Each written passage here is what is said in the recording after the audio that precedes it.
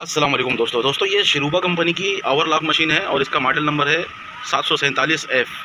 तो दोस्तों अगर आप लोग मेरी वीडियो को स्किप नहीं करेंगे, फुल वीडियो देखेंगे तो इंशाल्लाह आप लोगों को बहुत अच्छे से समझ में आ जाएगा कि इस मशीन का सिलाई के अंदर अगर कोई मसला आ रहा हो तो हम उसको किस तरीके से सेट करेंगे। तो आइए दोस्तों वीडियो को स्टार्ट करते हैं। सबसे पहला काम हमारा क्या है, निडल चेक करना। अगर आप मशीन पर गए हैं तो आपने मशीन को चला के देख लेना है, या अगर आप नहीं भी चला के देखते हैं तो आप सबसे पहले निडल चेक कीजिए कि निडल आपका जो है वो सही है या नहीं है, क्योंकि सबसे अहम किरदार जो है वो निडल का है। तो मैं ये दोनों निडल बाहर निकाल लेता हूँ। सबसे पहले हम ये बाहर वाले निडल जो है इसको निकाल लेते हैं बाहर। बहुत ही आसानी से हमने निडल बाहर निकाल लिया। अब निडल को चेक करने का बहुत ही आसान तरीका है। अब इसको हम ऐसे किसी भी सीधे जगह पे रख लेंगे। ऐसे जब हम ऐसे सीधे जगह पे रखेंगे और इस जगह पे ऐसे हाथ रख के उसको ऐसे रोल करवाएंगे। ऐसे जब हम इसको ऐसे रोल करवाएंगे, ऐसे घुमाएंगे, इसका जो आगे का टिप है ये आपको दिख रहा होगा कि ये एक जगह पे नहीं है, कभी ऊपर होता है कभी नीचे होता है। और अगर आप पेचकस से भी करेंगे तो ये पेचकस से भी हो जाएगा। ऐसे पेचकस से किसी भी चीज़ से ऐसे इसको हम रोल करवाएंगे। जब ये रोल करवाएंगे इसका जो आगे का टिप है वो सेंटर में घूमना चाहिए, ये नहीं कि जब हम इसको घुमाएं तो ऊपर नीचे हो। तो ये निडल हमारा टेढ़ा है, इसको हम साइड में रखते हैं। और इसी तरीके से इसके बाद वाला जो निडल दूसरा है उसको हम ऐसे निकाल लेंगे खींच के, और निकालने के बाद इसको भी हम चेक कर लेंगे। इसके धागे को यहाँ से तोड़ लेना है, और तोड़ने के बाद इसको भी हम ऐसे यहाँ पर रख के और ऐसे रोल करेंगे ऐसे। तो आपको इसका आगे का टिप दिख रहा होगा। इसका आगे का टिप जो है ये एक जगह पे रोल कर रहा है, इसको एक जगह पे ऐसे ही रोल करना चाहिए। जब ये एक जगह पे रोल करेगा इसका मतलब ये है कि निडल सीधा है। फिर भी हम एहतियातन दोनों निडल को हटा देंगे। दोनों निडल को हटा के नया निडल यहाँ पे लगा लेंगे। तो नया निडल मैंने मंगवाया हुआ है, नया निडल को भी इसी तरीके से हम चेक कर लेंगे। अभी आपको दिख रहा होगा इसका जो निडल का नोक है ये बिल्कुल सेंटर में घूम रहा है, ऊपर नीचे नहीं हो रहा है। इसको हम लगा लेंगे। दोस्तों दोनों निडल लगा के हमने इसके स्क्रू को टाइट कर लेना है, जो निडल को पकड़ के रखेगा, क्योंकि अगर ये चलते हुए निकल जाएगा तो आपकी आंख वगैरह में भी लग सकता है और निडल टूट भी जाएगा, निडल प्लेट को भी ख़राब कर देगा। दोस्तों इसका निडल प्लेट खोल के यहाँ से हटाएंगे, और हटाने के बाद इसका निडल बड़े लूपर का और निडल का टाइमिंग चेक करेंगे सबसे पहले।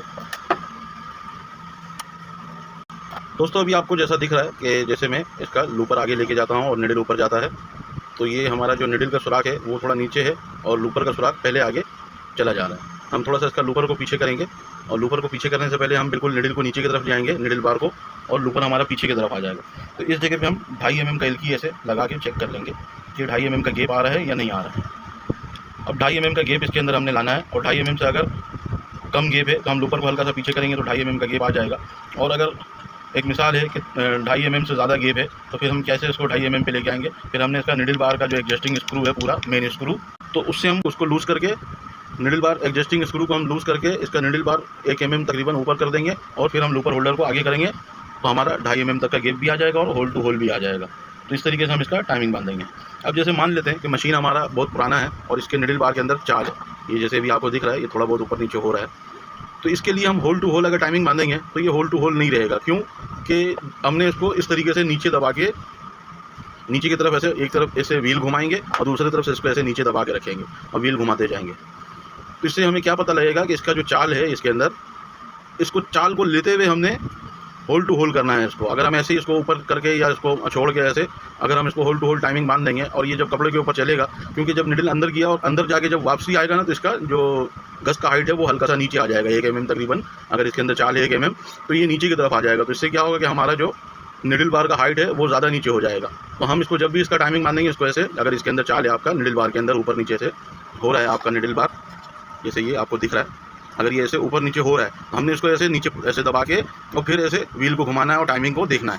अगर हमारा टाइमिंग ऐसे नीचे दबा के होल टू होल आ रहा है तो सही है, और निडल में गैप भी नहीं होना चाहिए। यानी कि जब हम ऐसे लूपर को निडल के ऊपर जाकर रोकें और फिर हम इधर से निडल को दबा के देखें तो इसके अंदर गैप भी नहीं होना चाहिए। तो इस तरीके से हम टाइमिंग बांधेंगे इसका। अगर चाल है, अगर चाल वाल नहीं है निडल बार के अंदर बिल्कुल, यानी कि फिक्स है अपनी जगह पे ज़रा भी नहीं हिल रहा है, तो फिर हम डायरेक्ट इसको दबाए बगैर भी होल टू होल बांध देंगे तो हमारा टाइमिंग सही बन जाएगा। तो अभी 8 नंबर के पानी से इसका होल्डर का स्क्रू खोलेंगे, जो लूपर होल्डर लगा हुआ है हमारा। दोस्तों यहाँ पे हमारा ये लूपर होल्डर स्क्रू लगा हुआ है, तो ये 8 नंबर के पानी से खुलेगा और दूसरे किसी चीज़ से नहीं खुलेगा। तो 8 नंबर के पानी से हमने इसको लूज़ कर लेना है। इसके स्क्रू को बिल्कुल बाहर नहीं निकालना, सिर्फ लूज़ कर लेना है कि लूपर हमारा 19-20 हम एडजस्टमेंट करना चाहें तो एडजस्टमेंट भी हो, और फिर मेन व्हील से हम घुमाएँ तो ये उसके साथ भी घूमें ताकि हमें टाइमिंग का पता लगे। दोस्तों लूपर को हमने लूज़ कर लिया है। अब लूज़ करने के बाद इसकी हम टाइमिंग को चेक करेंगे कि ये कहाँ से आ रहा है। तो अभी आपको ये दिख रहा होगा कि निडल पहले ऊपर चला जा रहा है और इसका जो लूपर का सुराख है ये बाद में आगे आ रहा है। तो अगर हम इस जगह पे से उंगली रख के और इसको ऐसे दबा देंगे और दबा के फिर हम चेक करेंगे तो अभी आपको दिखेगा कि ये होल टू होल आ रहा है। और इसी तरीके से जब हम इसको हल्का सा ऐसे ऊपर करके जब इसकी टाइमिंग को चेक करेंगे तो ये होल टू होल नहीं आ रहा है। तो हमने जब भी जिसके अंदर चाल हो तो इसी तरीके से हमने टाइमिंग बांधना है, इसको ऐसे नीचे की तरफ दबा के और फिर हम टाइमिंग बांधेंगे इसका, तो ये होल टू होल आएगा और फिर ये चलेगा भी, स्कीप वगैरह भी नहीं आएगा।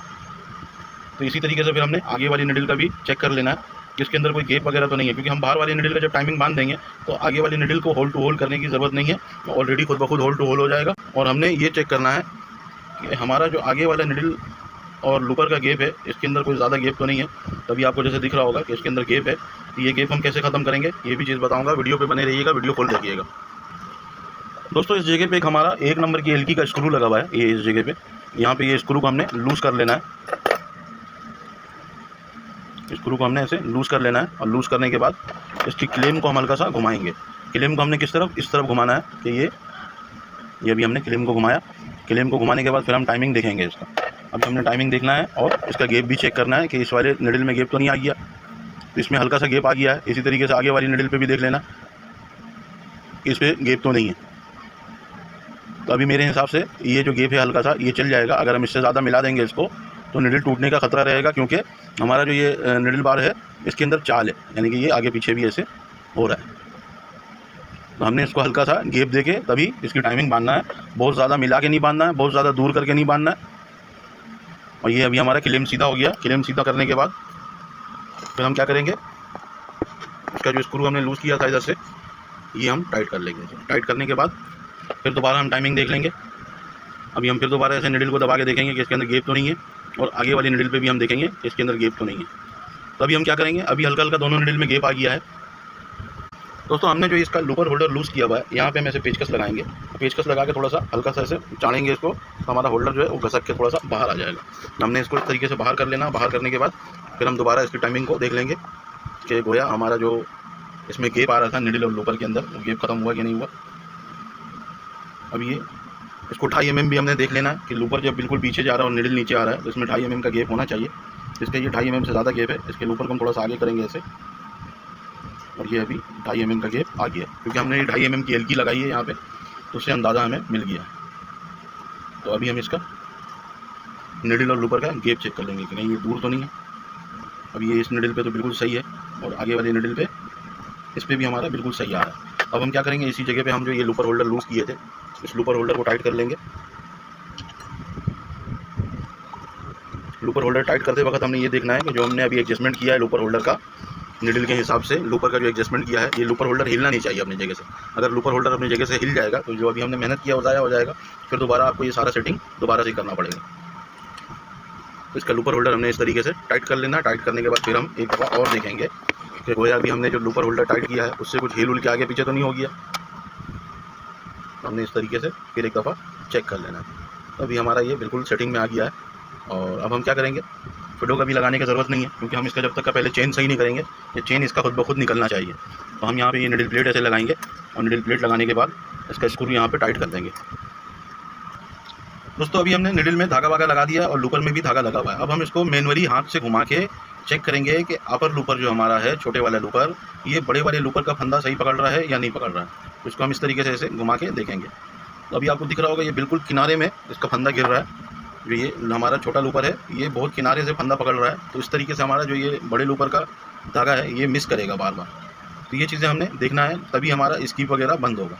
तभी आपको दिख रहा होगा कि बिल्कुल ये इस तरफ से, ये हल्का सा भी अगर इस तरफ होगा तो ये गिर जाएगा, और गिर के इस तरीके से स्कीप आ जाएगा। तो हम क्या करेंगे, इसका जो छोटे वाला लूपर है उसकी सेटिंग करेंगे। यहाँ से ये स्क्रू को हम लूज़ करेंगे, और लूज़ करने के बाद इसको हम थोड़ा सा पीछे की तरफ करेंगे। ऐसे पीछे की तरफ करने के बाद इधर ऐसे लूपर के साथ मिला लेंगे, और मिलाने के बाद छोटे लूपर को बड़े लूपर के साथ ऐसे मिलाने के बाद इसके स्क्रू को हम हल्का सा टाइट करेंगे, और फिर वही हमारी मैनुअली इसको ऐसे घुमा के हम चेक करेंगे तो क्या हमारा अभी ये टाका सही पकड़ रहा है। तो अभी आपको दिख रहा होगा पहले इसके अंदर गैप था, जो हमारा अपर लूपर और लोअर लूपर है इसके अंदर पहले गैप था, अभी हमने गैप इसका ख़त्म कर दिया। अब ये लूपर का फंदा सही पकड़ रहा है। तब हम इसको चला के देखते हैं कि चेन निकाल रहा है नहीं निकाल रहा है। इसका चेन बनाना ज़रूरी है। अगर ये खाली में चेन नहीं बनाएगा खुद ब खुद तो मशीन कभी भी सही नहीं चलेगा। जब भी आप शुरू में पीस लगाएंगे यहीं पे जाम हो जाएगा, शुरू में बार बार जाम हो जाएगा। तो आप इस तरीके से चेक कर लीजिए, उसके बाद फिर इसको हम चला के देख लेते हैं। इस तरीके से हमने चला लेना है। ये आपको दिख रहा होगा कि ये थोड़ा थोड़ा चेन निकालना शुरू कर दिया है। इस तरीके से इसके अंदर से चेन निकलना चाहिए। अगर ये चेन नहीं निकलेगा तो समझ लीजिए आपका मशीन सही नहीं चलेगा। अभी भी ये चेन इस तरीके का इसलिए निकाल रहा है, घना चेन बिल्कुल, कि इसका निडल का जो धागा है वो टाइट है। अगर हम इसका निडल का धागा थोड़ा सा लूज़ करेंगे, और चेन नहीं निकालने का एक वजह और भी होता है कि हमारा जो ये दोनों लूपर का धागा यहाँ पे लगा हुआ है, अगर ये भी अगर बहुत ज़्यादा लूज़ होगा तब भी चेन नहीं निकलेगा, यानी कि धागा लूजिंग होने की वजह कर एक ही जगह पे जाम हो जाता है। तो आप निडल लूपर का दोनों धागा हल्का हल्का टाइट चलाएंगे तभी जाके बेहतरीन चलेगा। तो अभी मैं इसके धागे को लूज़ करता हूँ निडल का, और उसके बाद फिर थोड़ा मशीन को चलाते हैं और चला के देखते हैं कि ये चेन कैसा निकाल रहा है। ये भी आपको दिख रहा होगा, अभी चेन थोड़ा, तो इससे ये जाहिर होता है कि हमारा मशीन ओके है बिल्कुल। अब आप इसके अंदर फिडोक लगाइए और बूट लगाइए और मशीन को आप कपड़े पे चला सकते हैं, तो ये सिलाई भी अच्छी करेगी। अगर चेन शुरू में नहीं निकलेगा तो सिलाई कभी भी अच्छा नहीं आएगा, स्किप भी आएगा, और भी धागे वागे सिलाई उलाई जो है वो साफ़ नहीं आएगा। तो इसका मैं फिडोक वगैरह लगाता हूँ, फिर इसको कपड़े पर आपको चला के दिखाता हूँ। दोस्तों फिडोक वगैरह मैंने लगा लिया है, इसका बूट लगा लेते हैं, बूट लगा के इसको फिर कपड़े पर चलाते हैं। तो ये हमारा ओवरलॉक मशीन बिल्कुल बेहतरीन सेट हो गया है। तो ये हमारा सिलाई बिल्कुल ओके है, इसी तरीके का सिलाई चाहिए हमें। तो दोस्तों उम्मीद करते हैं मेरी वीडियो से आप लोगों को बहुत कुछ सीखने को मिला हो। अगर बहुत कुछ सीखने को मिला है तो मेरे वीडियो को अपने दोस्त यारों के साथ लाजमी शेयर कीजिएगा, और अपने जॉब पार्टनर के साथ भी लाजमी शेयर कीजिएगा। अगर आप में से कोई भाई मुझे पहली दफ़ा देख रहा है या सुन रहा है तो मेरे चैनल को सब्सक्राइब कर लीजिएगा। एंड दोस्तों अल्लाह हाफिज़।